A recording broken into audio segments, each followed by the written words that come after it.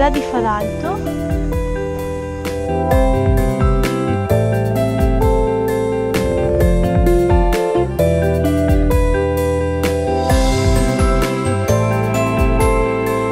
Sant'Eustachio. Esatto.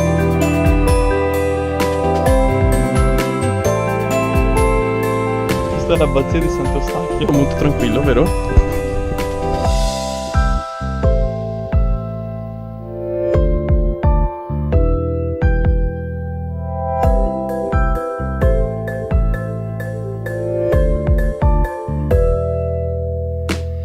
Qui abbiamo un jeep dedicato a Francesco Baracca.